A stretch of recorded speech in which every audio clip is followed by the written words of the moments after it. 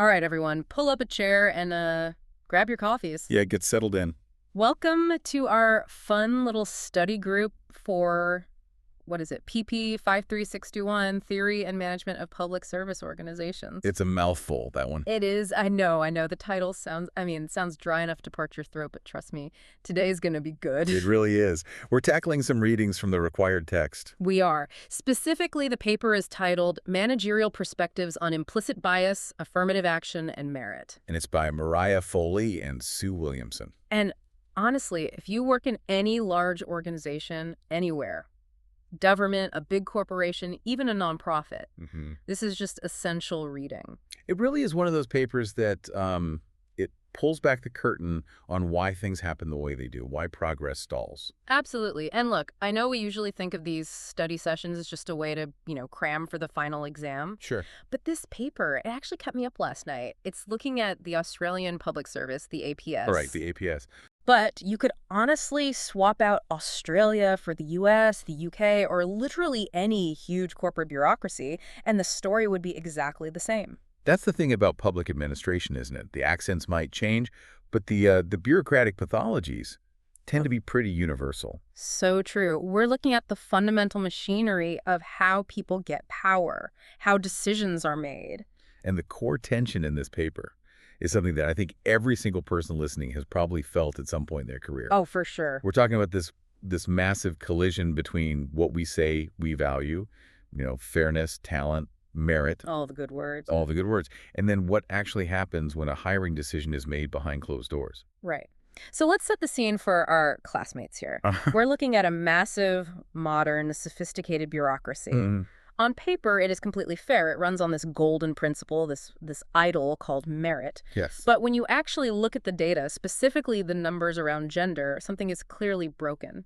It's not just broken. It's fundamentally misaligned with its own stated goals. So the mission for this deep dive, and really the mission of the Foley and Williamson paper, is to solve a paradox. And it's a big one. We have had decades of so-called merit-based hiring. We've had years of modern bias training. Oh, the bias training. Yeah. Everyone sat through one of those. Everyone sat through the PowerPoint, learned about stereotypes, and yet gender inequality in senior management is just stuck in the mud. It is. It's simply not moving at the pace that all these interventions would suggest it should be. And here's the hook. This is the part that really got me, and I want everyone listening to really zero in on this because it just flips the usual narrative on its head. Okay. Usually we think the problem is that managers are in denial, right? They're sitting there thinking, I'm not biased, I'm perfectly objective. Right. The problem is somewhere else. Exactly. But this study found the complete opposite. And that is the fascinating part, isn't it? The managers in this study, and they interviewed over 100 of them, we're talking executive level 2 and senior executive service. These are the gatekeepers. These are absolutely the gatekeepers. They largely admit they're biased. They know it. They see it. They can even give you examples of it. But, and this is a gigantic but, they violently oppose the very tools designed to fix it. They hate him. They hate affirmative action. They see it as the enemy of merit. So you have this bizarre situation where they say, yes, the scale is broken, but also, don't you dare try to recalibrate it. It's a cognitive dissonance that is holding the entire system hostage. It's fascinating. So our job today is to really unpack that. Why do we keep doing the same thing and expecting different results? And to do that, we have to deconstruct the god of this whole system, the very idea of merit itself. I love it. Let's dive in. Section 1, the landscape. We need to define our terms here because merit sounds so simple, right? Does it sound obvious? It just means the best person for the job. That's the dictionary definition. But in the context of public service, it carries a lot more baggage than that. Oh, 100%. I mean, that's how we use it colloquially. But if we dig into the history, especially in the public sector, merit wasn't just a synonym for skill. No. It was a political invention. It was designed to stop corruption. Okay, unpack that. We'll go back 100 years. Or look at the North Trevelyan Report in the UK, which is a huge influence on Australia. How did you get a government job back then? You knew a guy. You knew a guy. You were the nephew of the mayor. You donated to the right campaign. It was the spoils system. Precisely. To the victor, go the spoils. And the result of that was rampant incompetence, corruption, inefficiency. Not great for running a country. Not great at all. So merit was the shield against that. It was this revolutionary idea to say, no, We hire based on competence, not connections. So it was actually a progressive idea at the time. Hugely progressive. It was about creating a neutral, professional class of public servants who serve the state, Yeah. not just a specific politician or party. Which is a noble goal. I mean, I want my bridge engineer to be hired on merit, not because he plays golf with the senator. Of course. I want the person managing the tax office to be really good at math, not just good at schmoozing. We all benefit when the people in charge actually know what they're doing. We all do. And that's why in the Australian Public Service Act and in most civil service laws around the world, merit is legally enshrined. It's not just a nice idea. It's the law. It has what the authors call a God status. It does. It's the unquestionable virtue of the organization. The core assumption is that we have a level playing field. If you have the talent plus the motivation, you will succeed. The system claims to be blind. It claims to be blind to who you are. It only sees what you can do. It's the ultimate promise of a modern liberal democracy, really. Okay, so that's the theory. That's the shiny God version of merit, the statue in the lobby of the building. Let's look at the reality on the ground.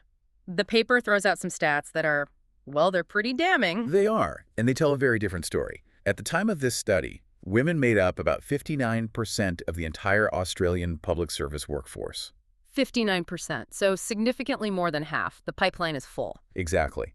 We aren't talking about a sector where women aren't applying or aren't getting in the door. They are there in huge numbers. So the base of the pyramid is majority female. Correct. But then you look at the top. You look at the senior executive service, the big bosses, the decision makers, the people designing policy, and that number drops to 36%. Wow, from 59 to 36. That is a massive drop-off. You lose almost half the female representation just by moving up the ladder. It's a cliff. So the question is, why?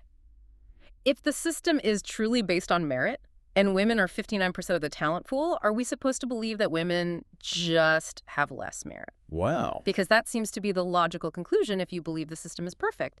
And that's where this explanation gap comes in. For a long time, the traditional old school explanation was exactly that. Or, a softer, more polite version of it. What did that sound like? They would say it's a human capital issue. Things like, oh, women just don't have the right kind of experience yet, or the pipeline needs more time. Or the choice argument. Yes, the choice argument. Yeah. That women choose to prioritize family over career. The whole opt-out revolution idea, the argument that biology is destiny and women just naturally want to be at home, so the leadership gap is simply a reflection of personal choice. Right. It was a very individualistic explanation. It was always about her choices or her lack of skills. It completely absolved the system of any blame. The message was, the door's open, you just aren't walking through it. You just need to lean in harder. The lean-in era argument. If you just worked harder, stayed later, negotiated tougher, you'd be a CEO. If you're not, it's because you didn't want it enough. But this paper highlights the new challenger to that view, implicit bias. And this has really been the dominant conversation for the last 10, maybe 15 years in management theory. So what's the core idea? The idea is that it's not that women lack skills. And it's not that managers are, evil, mustache-twirling sexists who hate women. Right. It's that we all, and I mean all of us, carry non-conscious stereotypes in our brains that put women at a disadvantage. The invisible headwinds. That's a great way to put it. We see a resume with a male name, and our brain unconsciously associates it with competent and leader. We see the exact same resume with a female name, and we might think supportive or diligent, but maybe not visionary. And it's not something you're aware you're doing. Not at all. It's a mental shortcut. We might check the references twice for her, but we just trust our gut for him. It's subtle, but it accumulates at every single rung of the ladder. It's like compound interest, but in reverse. A tiny penalty over and over that adds up to a huge deficit. Perfectly put. Yeah. So the government isn't stupid. They see the data. They know about bias.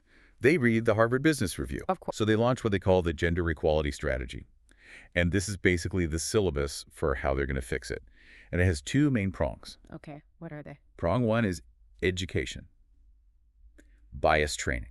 The classic. The classic HR rollout. Put everyone in a room, show them the optical illusions, prove to them that their brains take shortcuts, and then hope that awareness magically leads to change.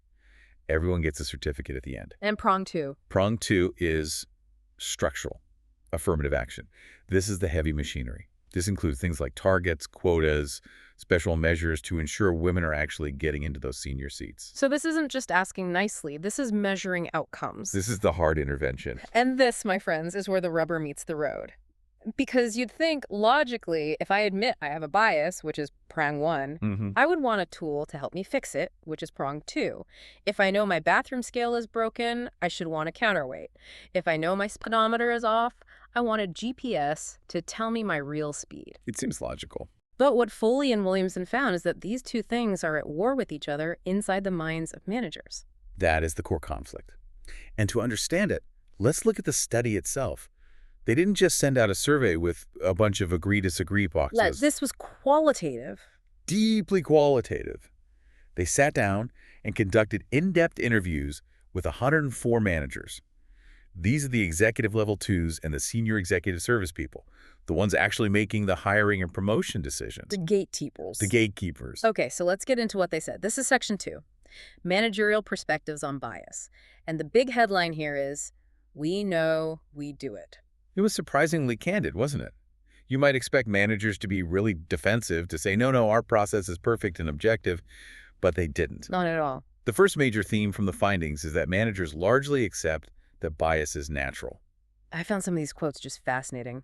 One manager called it hardwired, another said it's embedded in nature. It's almost like they were giving themselves an out, wasn't it? Hey, I'm just a biological machine, I can't help it. It reminded me of people who say, oh, I have a bad temper, that's just how I am. It's a way of avoiding responsibility. It creates a sense of inevitability. I'm human, therefore I am biased. It normalizes the pathology. If it's hardwired, then it's not my moral feeling, it's just biology. And they were very open about the like-for-like phenomenon. Oh, very. They flat out admitted that they tend to hire people who look, act, and think like them. People they'd feel comfortable getting a beer with. Oh, we have to talk about the David quote. This made me laugh out loud, but then I kind of wanted to cry.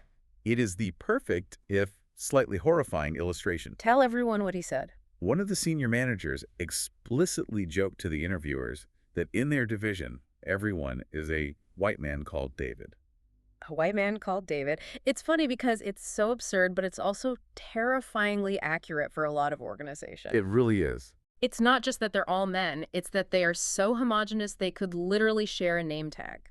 It's like a cloning facility. Academics have a term for this. They call it homosocial reproduction. Homosocial reproduction. We reproduce ourselves socially within the organization. And the managers see this. They aren't blind to the army of Davids. They recognize that affinity bias, hiring someone because you feel a comfortable connection with them, is driving all of this. And they don't see it as malicious. No, not at all. It's comfortable, it's easy, it reduces risk in their minds. But sometimes it's not just about comfort. Sometimes it's framed as a more strategic cultural fit argument. And the paper details this one specific case study that I think we need to unpack. Because it is the absolute nightmare scenario for every woman who's ever tried to get back into the workforce after taking a break. It's the story we all fear is happening behind closed doors. This is the explicit example in the text, and it's so telling.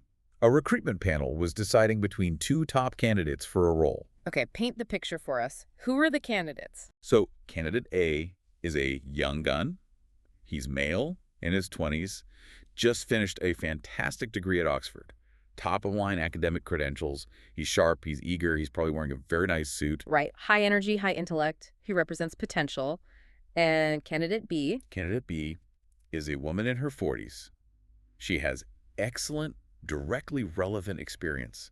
She has actually done this job or very similar jobs before. She knows the regulations, she knows the stakeholders, but she has a gap in her resume because she took some time off for childcare. So it's the classic showdown, raw potential versus proven experience. Who did they pick? They picked the Oxford guy. Of course they did. But why? What was the official justification? Because on paper, if you need a job done today, you hire the person who has already done the job, right? You'd think so. If I need a plumber, I hire the one who has fixed pipes before, not the one who wrote a brilliant thesis on the theory of hydrodynamics. Their justification was cultural fit. Ah, it is. The manager explained that the team was young and dynamic, and the Oxford grad just fit that vibe better. Cultural fit. That phrase is doing so much heavy lifting there. It is the trapdoor in the floor of merit. It's the ultimate get-out-of-jail-free card.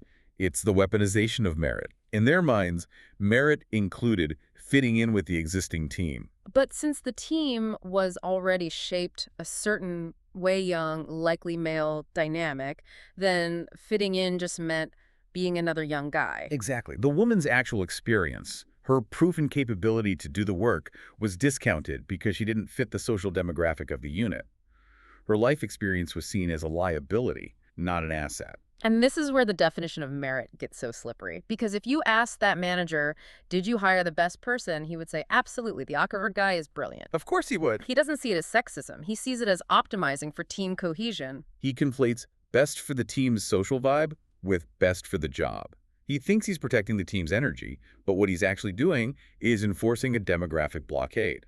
And that brings us to the third theme regarding bias, which is the training. The bias training everyone went through. Right. And what's interesting is the managers generally liked it. They said it was eye-opening. It started conversation. It was always a but. But they felt it was weak. One manager called it lip service. The fundamental problem with training is that it changes awareness, but it doesn't necessarily change behavior. It's like knowing you shouldn't eat the donut. I am fully consciously aware that the donut is sugar and fat. I have had the training on nutrition. I know the biochemistry of insulin spikes. But if you put that donut on my desk at 3 p.m. when I'm tired, I might still eat the donut. Precisely. And in this case, the donut is hiring the guy who reminds you of yourself when you were 20. It feels good. It feels safe. It validates your own life choices and career path. And without a rule stopping you, awareness alone isn't enough to override that powerful subconscious impulse. Our gut feelings are much stronger than our conscious knowledge. They really are. So let's recap. We have managers who know they're biased, who know they hired Davids, and who know that training is just a nice conversation but not a real solution. So logic would dictate they should be begging for structural rules to stop them from being biased, right? You would think so. If I know I can't resist the donut, I should ask you not to bring donuts into the office. I should want the structure to save me from myself. It's the logical next step. But this takes us to section 3, the conflict. When the conversation in the interviews turned to affirmative action, to targets, quotas, or even just prioritizing women on shortlists. The mood changed. The mood shifted completely. The candid introspection vanished and was replaced by this rigid, almost religious defense of the system. Spoiler alert for everyone listening, they hate it. They mostly despise it. And this is where we have to understand the immense power of the merit ideal. To these managers, affirmative action is the opposite of merit. It's the antichrist of the bureaucratic religion. This is viewpoint A, the majority view. And the core argument is always, I want the best person, regardless of gender. That's the mantra. They fear reverse discrimination. They have this vision that if you have a target, you will be forced to hire a less qualified woman over a more qualified man. Hiring the right sex instead of the right person. It is a zero-sum game in their minds. Yeah. If we help women, we are, by definition, unfairly hurting men, and we are lowering the standards of the whole organization. They see the hiring pool as this fixed pie, and if you give a slice to someone based on their gender, you're taking a slice away from someone who earned it based on pure merit. Exactly. But what's really heartbreaking, and the study highlights this so well, is the stigma aspect. It wasn't just the men making this argument. No, the female managers were also incredibly worried about targets. This is such a critical nuance. You might assume women would be the biggest champions of affirmative action, but many of them weren't. Right. I remember reading that, and it was so counterintuitive at first. They were worried that if they got promoted under a quota system, everyone would whisper behind her back. She only got the job because she's a woman. The stigma of incompetence. They don't want to be seen as tokens. They want to own their success. They want to be able to look in the mirror and say, I beat everyone fair and square. And if you introduce affirmative action, you rob them of that certainty.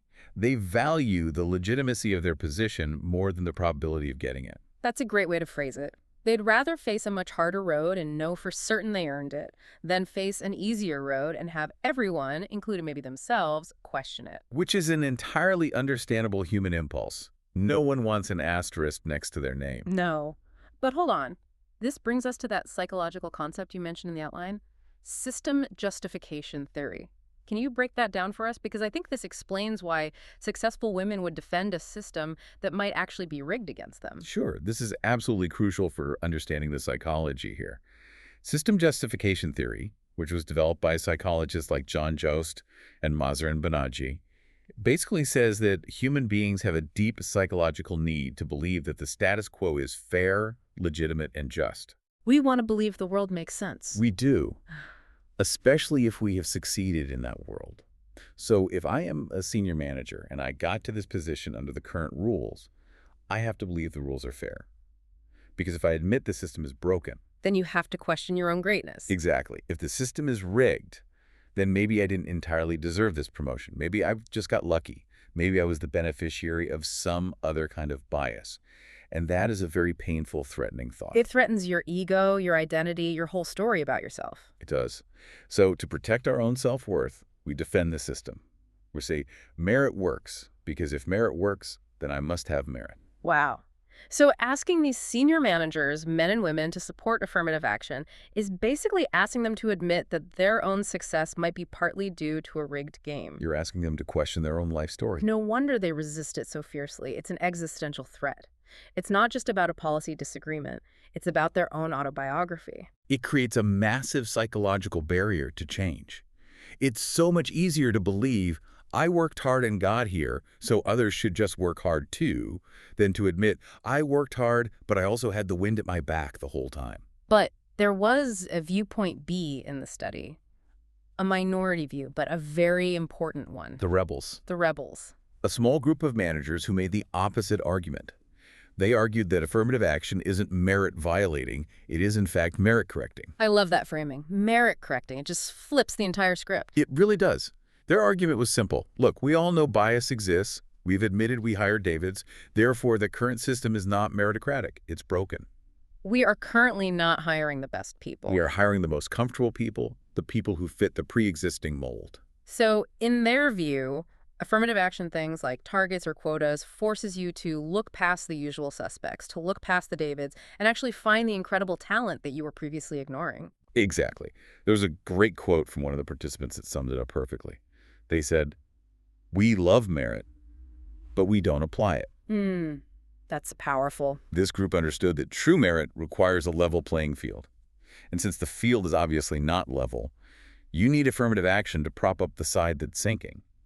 It restores the balance so that true merit can actually rise to the top. It reframes affirmative action from being a handout to being a correction, like wearing glasses. Oh, that's a perfect analogy. The glasses don't help you cheat on the eye test. They let you actually see the chart clearly for the first time. And that's exactly it.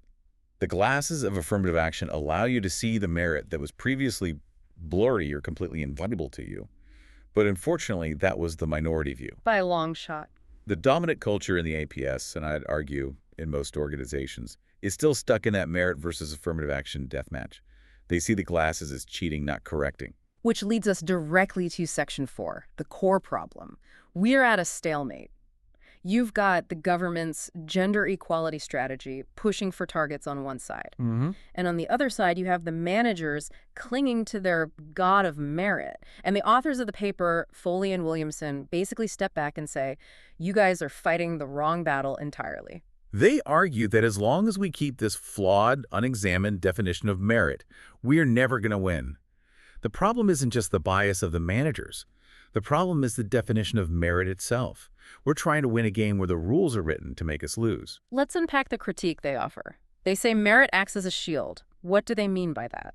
Right. When a manager says, I hired based on merit, it shuts down the conversation. It's a magic word. It implies objectivity, fairness, rigor. It's the end of the argument. It is. It allows them to say the process was fair, while completely ignoring all the structural bias, like the Oxford guy versus the mom, that was built into that very process. It blinds them to the outcome. It absolves them of responsibility for the lack of diversity. And there is this crucial insight about individual versus collective merit. This was a complete light bulb moment for me when I was reading. It is the most important theoretical point in the entire paper, I think. Explain it for us. Our current definition of merit is hyper-individualistic. It asks, what did this person do in the past?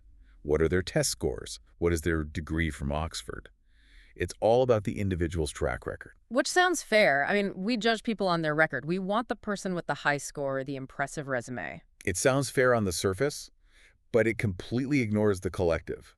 It ignores the question of what the team actually needs to be successful. So give me an example. Okay, let's say you have a team of 5 aggressive, risk-taking, Oxford-educated men. If you use an individualistic merit model, the best person to add to that team is probably a 6th aggressive, risk-taking, Oxford-educated man. He'll have the highest score on your test. Right. But adding him might not actually improve the team's overall performance. In fact, it might make it worse. Right. You get groupthink. You get massive blind spots. You get a team that is really, really good at one thing and absolutely terrible at everything else. You get a team that all agrees to march off a cliff together because no one is there to say, hey, wait a minute, have we thought about this from a different angle? Exactly. So the best person for the job might actually be the person who is different from everyone else because they bring a perspective or a skill set that the team currently lacks. But our individualistic scorecard doesn't measure value added to the team. It just measures individual pedigree. It's like building a basketball team. You can't just hire the 5 tallest players. You can't. Even if those 5 players are the 5 tallest, strongest people in the league, the best individual athletes by that metric, you will lose every single game because you have no one to dribble the ball or shoot a three-pointer. That is a perfect analogy. And yet, the APS in most corporate hiring is designed to hire the 5 tallest centers and then wonder why they aren't winning championships. They look at the stat sheet of the individual and completely ignore the chemistry of the squad. They think merit is a solo sport. And this leads to what the paper calls the tipping point fallacy. The whole government strategy was based on the hope that if we just trained people and nudged them with a few targets, we'd eventually reach a tipping point where the culture would just naturally shift. But the authors say, no, that's wishful thinking. It won't happen. The gravitational pull of the god of merit is too strong. As long as merit means individual past performance and cultural fit with the Davids, the system will self-replicate forever. You cannot crane your way out of a fundamental structural flaw. The system is doing exactly what it was designed to do, which is reproduce itself. You can't reach a tipping point if gravity is constantly pulling you back down the other way. So we can't just wait for the dinosaurs to die out. We actually have to change the climate. Which brings us finally to Section 5, solutions. What do we do? Right. If we're the consultants brought in to fix this mess, what do Foley and Williamson tell us to change? We need an action plan. First and foremost, we have to redefine merit. That is step 1. We have to move from a backward-looking definition to a forward-looking one. What does that mean? It means moving from past performance to future potential and moving from individual achievement to collective contribution. I really like the team fit reversal they talk about because, as we've discussed right now, fit means looks and thinks like us. Right. They argue that fit should be completely redefined to mean brings a perspective or skill we currently lack. So diversity isn't something separate from merit. No, it shouldn't be merit versus diversity. Diversity should be a component of merit, a crucial one. So if I'm a woman with a career gap who understands the challenges of working parents, and your department's job is to serve working parents, my gender and my experience are actually merit. Exactly. They are assets. They are qualifications that help the government do its job better. That is a functional definition of merit, it asks. What combination of people creates the best outcome for the public? Not just who has the shiniest resume. It treats lived experience as a real qualification, not just a biographical detail. Okay, that's the big philosophical shift. But what about the practical how-to?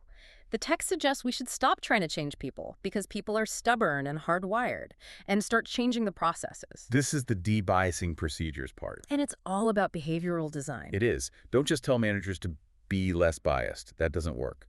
Instead, make it impossible, or at least much harder, for them to act on their bias in the first place. So what are some of the specific tactics? One of the big ones is anonymized recruitment, blind resumes. So you strip the names, the ages, the universities, anything that could trigger a stereotype. You make them judge the skills, not the pedigree. It's like the TV show The Voice, but for government jobs. The chair is turned around. You have to judge the substance. Another is gender-neutral job ads. The language we use in job descriptions matters immensely. If an ad says we want a rock star or a ninja who can crush the competition, a lot of women just won't apply. That is coded male language. It screams tech bro culture. Exactly. But if it says we want a collaborative leader who can build relationships and foster growth, the applicant pool changes dramatically. Words signal who belongs before anyone even fills out an application. Now, there was one very specific technical tactic that I found really interesting: vertical versus horizontal assessment. Can you explain that to the class? Because I think this is something practical we could all use, even if we're not in government. Yes, this is a game changer for anyone involved in hiring. Okay, so imagine you're interviewing 5 candidates. The traditional way is vertical.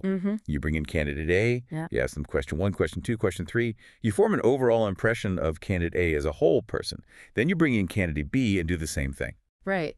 And by the end of the interview with candidate A, I've probably decided I like him because we both happen to like the same football team. And the rest of the interview is just my brain looking for confirmation bias. I'm looking for reasons to say yes. Exactly. You form what psychologists call a halo effect. You like them as a person, so all of their answers sound better. Horizontal assessment is designed to break that. How does it work? You take all the resumes or interview transcripts. You look at everyone's answer to question 1 side by side. You score all 5 candidates just on their answer to question 1. You don't even look at their names if you can help it. Then you move on and compare everyone's answer to question 2. Oh, that is so smart. So you're comparing answer A versus answer B, not David versus Sarah. It forces you to compare the evidence, not the person. It decouples the skill from the identity. It disrupts that easy narrative your brain desperately tries to build. It creates friction. It creates friction, which forces you to use what Daniel Kahneman calls System 2 thinking, the slow, logical, effortful part of your brain, rather than System 1, the fast, intuitive, biased part. It makes the process harder, but it makes the outcome much fairer. And finally, the paper mentions using panels, not single interviewers. Panels are better, though they're not a silver bullet. Panels can suffer from groupthink. If the boss speaks first, everyone else tends to agree. Sure. But generally, having multiple diverse perspectives in the room is a crucial safety valve against one person's affinity bias running wild. If you have a diverse panel, it's much harder for the David bias to go completely unchecked. But all of this technical stuff, all these procedural changes, they all imply one big thing: leadership responsibility. The paper seems to suggest that this can't just be a bottom-up HR initiative. The big bosses, the senior executive service, they have to step up and lead this. They absolutely do. They need to be the ones to explicitly challenge the objectivity of merit. Yeah. And that is a scary thing for a leader to do. It is. Imagine the head of a major government department standing up in front of everyone and saying, "Folks, our merit system is flawed and has been disadvantaging women for decades." It sounds like they're undermining their own organization's credibility. But it's actually the bravest and most effective thing they could do. They need to admit that our traditional definition of merit is gendered. They need to say, we have been defining best in a way that consistently favors men and that is actually hurting our performance as an organization. Until leadership validates that new definition, the middle managers, the ones who were interviewed in this study, they will keep clinging to the old God of merit because it's safe. It's the path of least resistance. Leaders have to give them permission to think differently. So bringing it all home for our study group here, we've read the paper, we've seen the paradox, we have managers who see the bias in themselves and others, but they cling to a broken definition of merit that prevents them from actually fixing the problem. And the government's gender equality strategy is struggling because it tries to layer a fix on top of a broken foundation.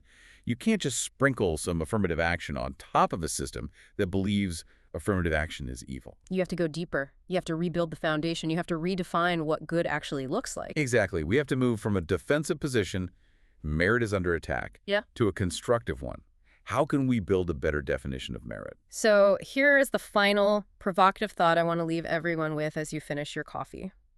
We spend so much time obsessing over fairness. They do. We want the process to be fair to the individual candidates. Did David get a fair shot? Did Sarah get the fair shot? But we rarely, if ever, ask if the process is fair to the public. Boom. That's it right there. If we truly believe that merit means getting the best possible outcomes for the government and for the taxpayer. Which is the whole point of public service. Exactly. Then does sticking to a rigid, individualistic, backward-looking scorecard actually prevent us from building the best possible team? Is our obsession with fairness to the candidate actually the most unfair thing we can do to the citizens we are supposed to serve? Because if we are building homogenous, blind-spotted teams full of Davids in the name of fairness, we are failing our core mission. The public deserves the best team. not just the team composed of individuals with the best test scores. That is a heavy thought to end on. If you're listening to this on your commute, I want you to look around at your own team when you get to the office, count the Davids, and ask yourself, is this the best possible team we could have, or is it just the most comfortable one? And if you are a David, maybe ask yourself what perspective you and your team are missing. All right, that officially wraps up our study group for PP 5361. You are now fully prepared to discuss managerial perspectives on implicit bias, affirmative action, and merit. Good luck with the reading. Good luck with the reading, and we'll see you in the next deep dive. Class dismissed.